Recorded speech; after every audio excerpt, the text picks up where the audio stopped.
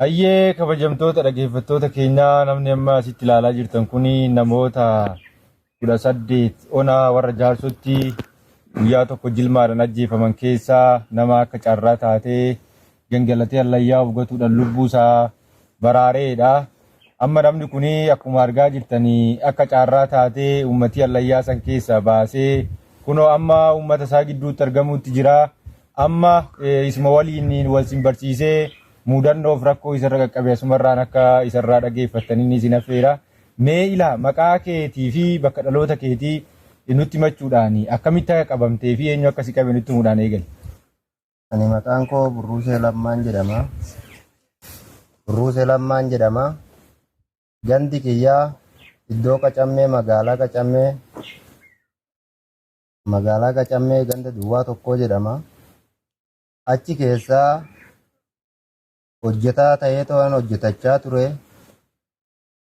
Biyya san keessatti anaa hojjetachaa jiru kana achi keessaa waraana mootummaa wajjin wal qabatanii milishoonni ganda san keessa ati rakkoo qabdaniituma akkamatti anaa hojjetatu kana na dabaddabaa turanii. Ani dabaddabameetuma dararamee achi keessaa fuudhanii humna addaatti na kennanii hidhaa keessatti illee na dararaa turanii. Obseetuman ergasiis immoo hidhaadhaa galee nagaa ta'een hojjetadhannaan amma lammaffaa na qabanii na qaxaqqatanii ta'uu dinnaan achi keessaa sila naa gamanii jedhee ta'anii lafa gammoojjitti gadi bu'ee hojjetachuu jammare.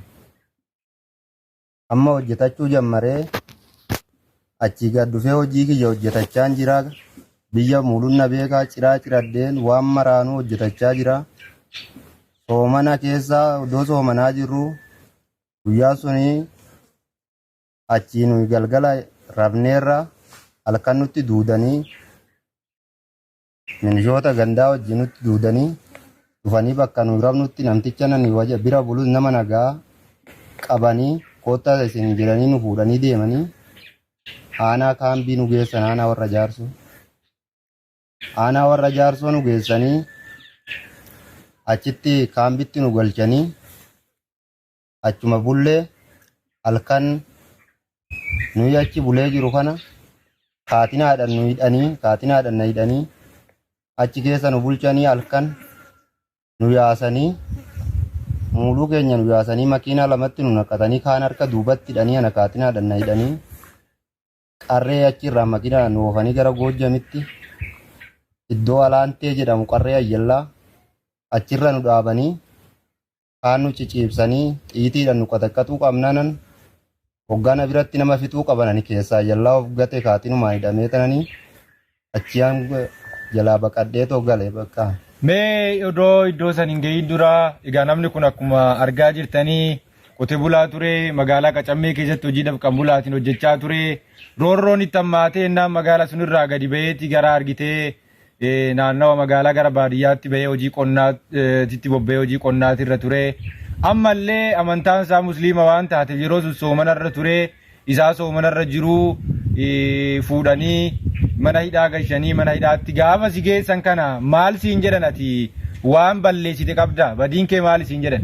Anumaa badiin qabuun jireenii dhufanii too ji'a tokko soomannee Abbabaa Shuumii kan jedhamu innis amantii musliimatti guyyaa san soomanni hikkatannee guyyaa san ra'ee barbaaddannee magaalaa ollee ra'ee dhabnee galleetuma boru bitanna magaalaa dhaabaanee boru bitannee teenya malee halkan nutti duudanii dhufanii nu qabu malee nu takkomaa rakkoo hin qabnu karaatti nu hidhanii nu qaxaqqataa ba'anii humaa rakkoo takka hin qabnu maaloo nu silaa homaan balleessine hojjetachaa jirra biyyi nu beekaan nam didaniituma nu oofanii ba'an. Baay'inni namoota mana hidhaa waliin turtanii sun nama meeqa hin ta'u mee umuriin isaanii hoo maal fakkaata? Kaan maanguddoodha kaan immoo ijoollee waggaa 15 waggaa 16 waggaa 14 faati. Maanguddoon immoo jaarsotii gurguddaa nama waggaa 70 waggaa 60 waggaa 80 an keessa jiru. Waggaan isaan immoo sin maal taatanii qabamtan jennaan bakka sargiitiifaa bakka bitiskaanaatiifaa nu qabanii waan nu qabaniif hin beeknu nutti duudaniitumaa nu jedhanii nuyis akkasumatti manaa nu qaban kaa waan nu godhan hin beeknu malee inneetuma teenya malee akka nu jeesan hin beeknu kaa muuluu ifuma fixanii anabichaa keessaa bahe. Egaa waan baay'ee nama gaddisiisu namni kun akkuma argaa jirtan boo'uutti jira mana isaatii qabame ijoollee daa'imti xiqqoo waliin qabanii jaarsa waggaa 70 waliin jira warra kana fuudhaniiti argitee mana hidhaa gabuu bulchanii barii sa'a 11 yeroo ta'utti fuudhanii gara daangaa Goojjamitti konkolaatatti nu fe'anii nu geessanii jedha. Mee erga allayyaarra sin gaani maaltu sin mudate wanni ati taate maan godha wanni ati jageetiin argite maalidha?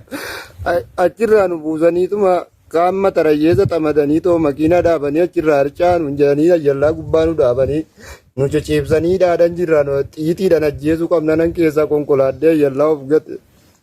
Warri isin ajjeese kun warri uummata kana ajjeese warri uummata kana jimlaadhaan fixe kuni egaa uummati kun akka atiyyuutu kaan mana sargiitii qabame kaan bataskaana mana amantaatii qabame warri isin ajjeese kun warri uummata kana ajjeese kuni afaan maalii dubbatu moo maal isaan waraana moo uummata? Afaan Amaaraa dubbatu isaan magalaakaadhaan jedhanii afaan Amaaraa dubbatanii nu immoo Amaaraan dhageenyu Amaara duwwaa dubbatu isaan warri nu fixe kun.